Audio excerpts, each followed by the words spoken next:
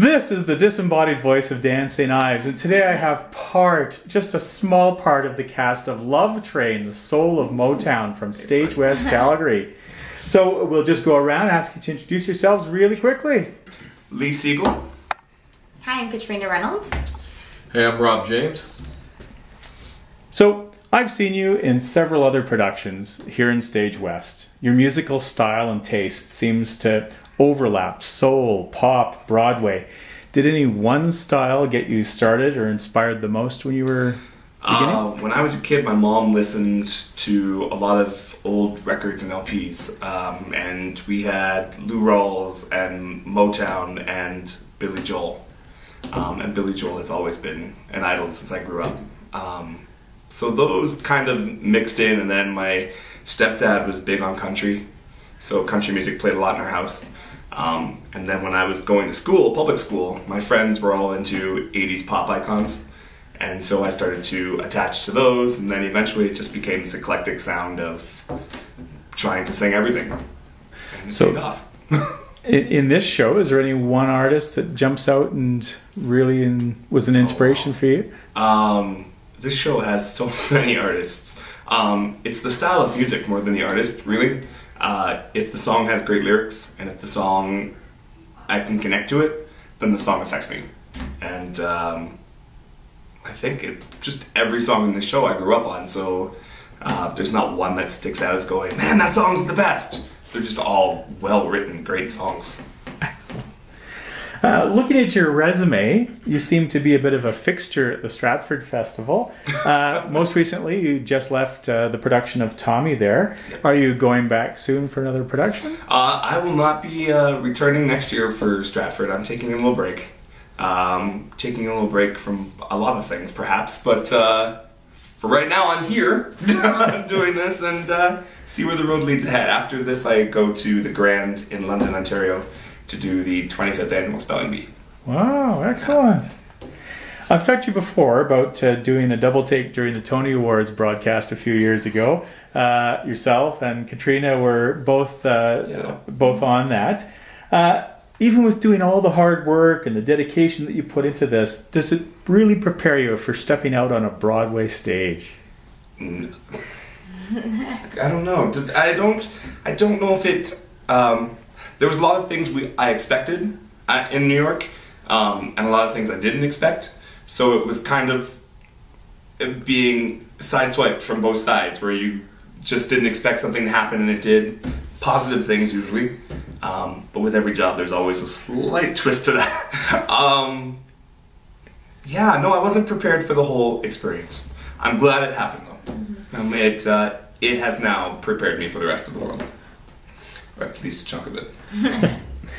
I supported your Pledge album, and I'm so happy that I did. Fantastic recording, I have to say.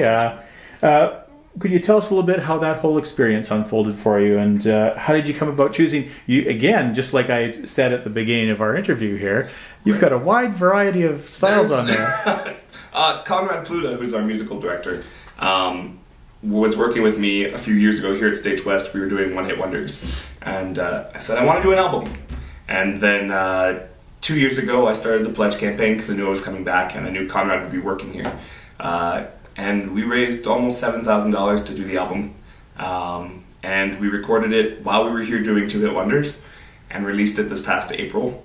And the song choices are just songs that affected me growing up. Like Tomorrow's on there from Annie, but like I said, my mom listened to Lou Rawls, and he has a version of that on his album that I used to sing as a kid around the house. And when we went to New York, we ended up on the stage where Annie premiered, and it was the same season that they did a revival of Annie, so everything kind of came full circle. So there's a lot of songs on the album that have some important meaning, and two originals, one that Conrad and I wrote, and one that I wrote personally.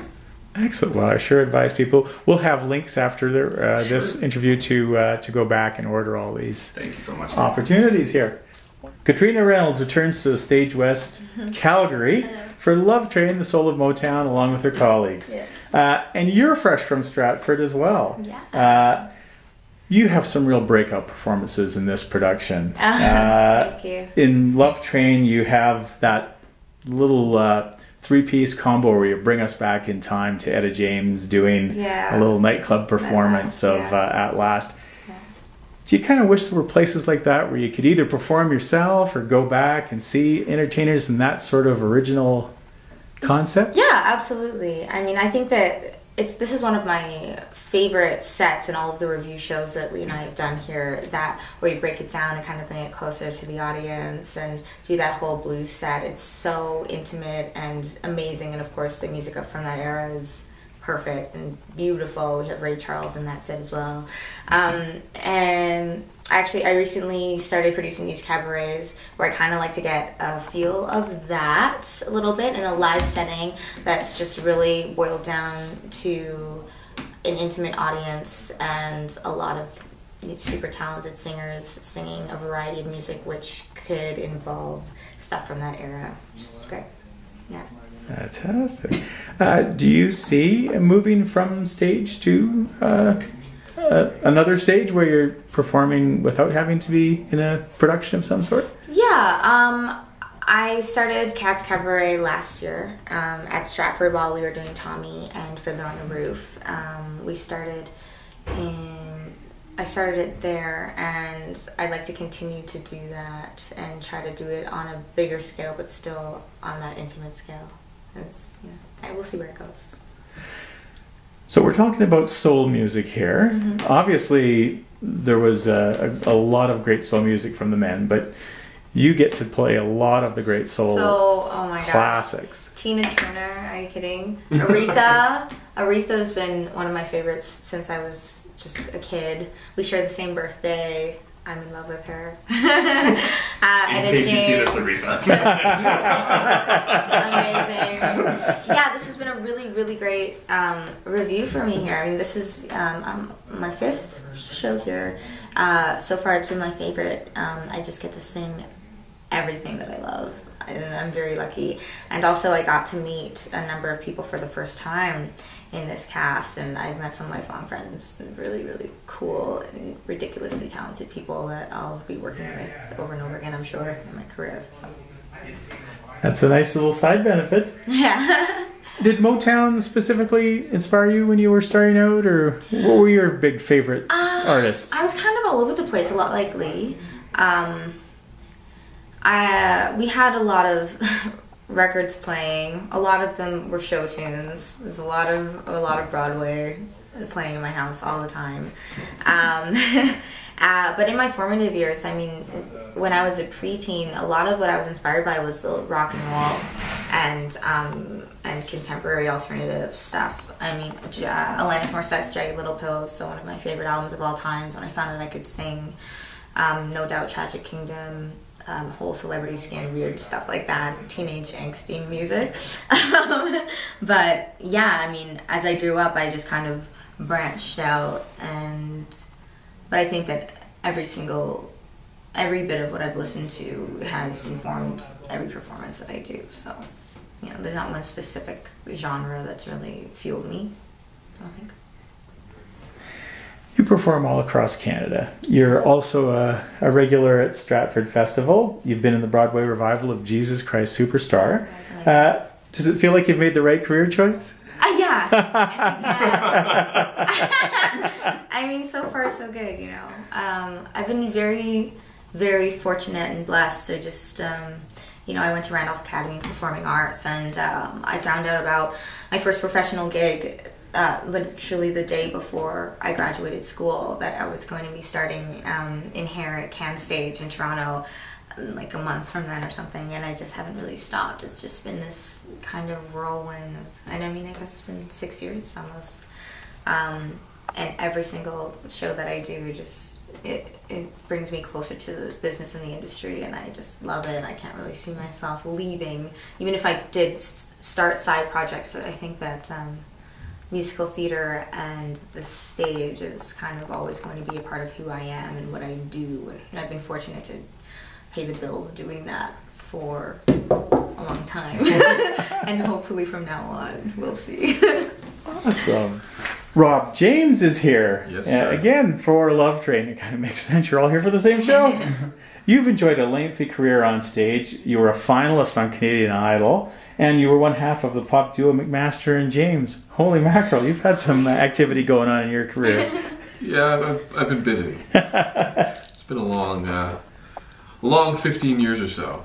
Man. Yeah. When I read your bio in the playbill, you've shared your stages with some pretty impressive performers, Christina Aguilera, nsync.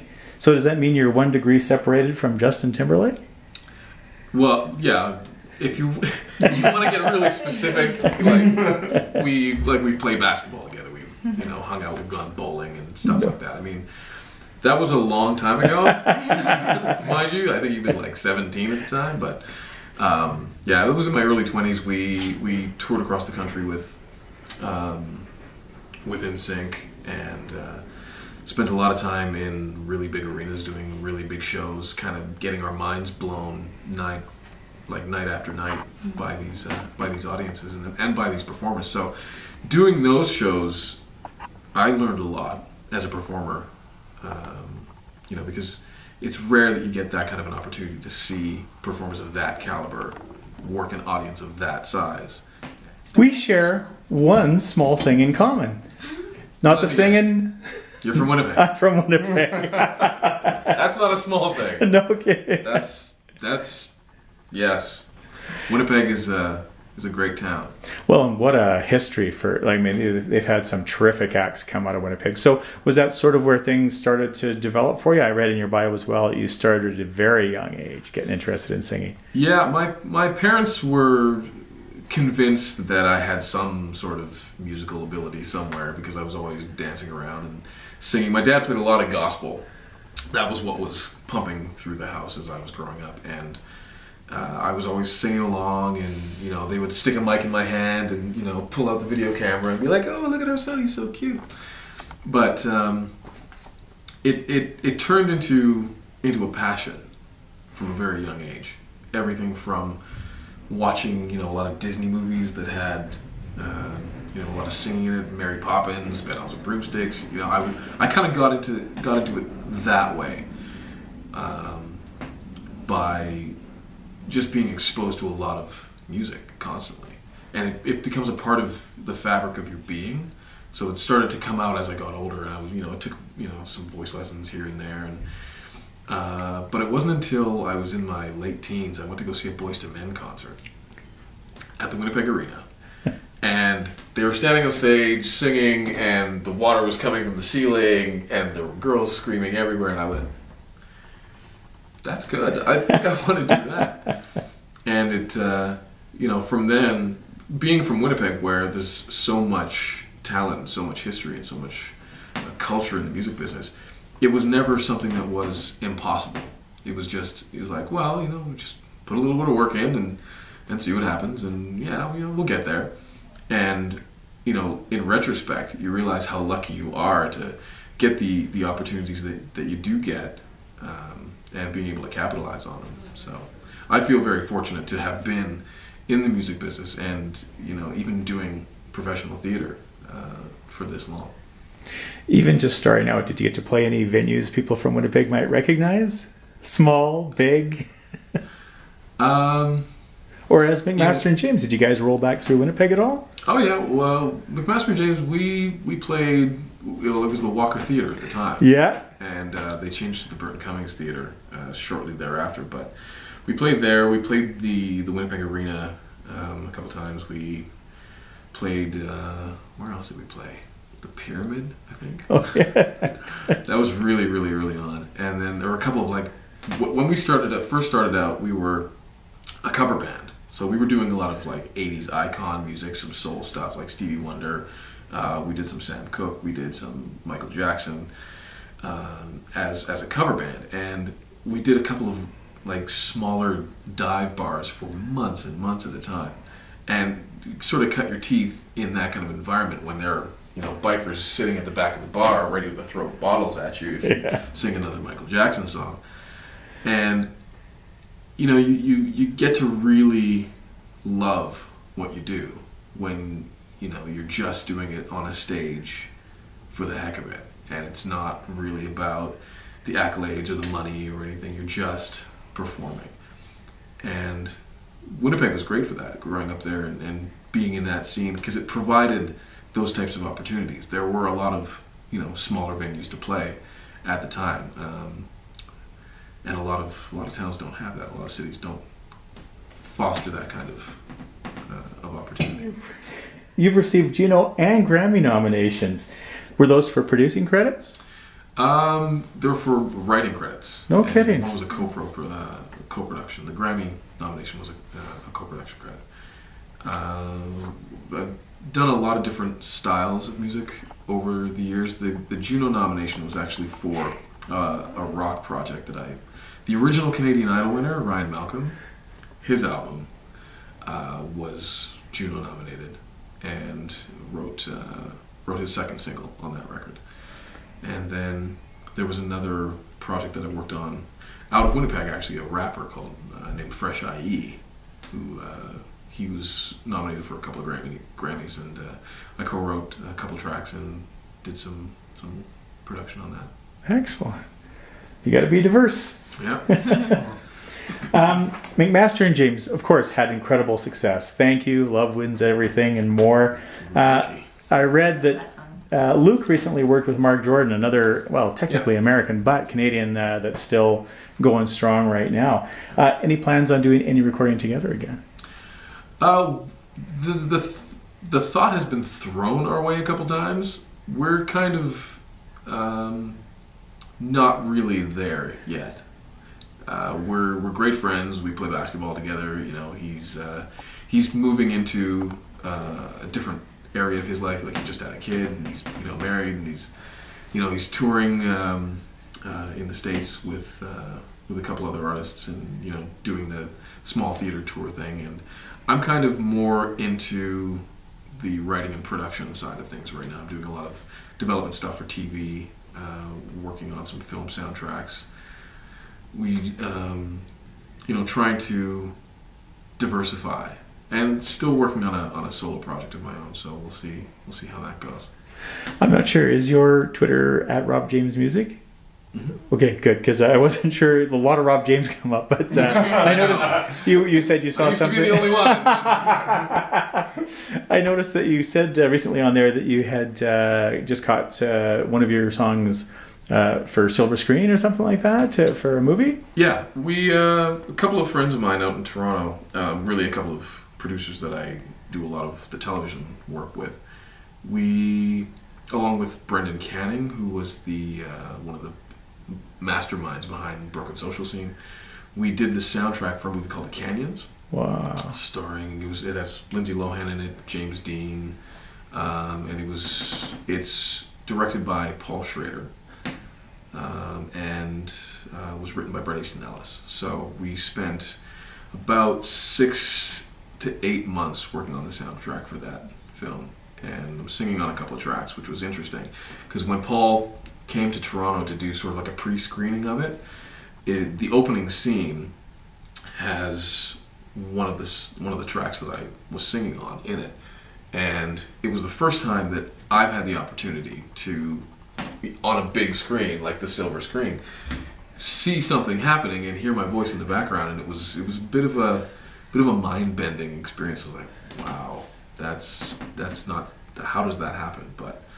you know, once again, I feel very fortunate, you know, to have been able to work on projects like that and work with the people that I've worked with. And I just, you know, we do this a lot around here.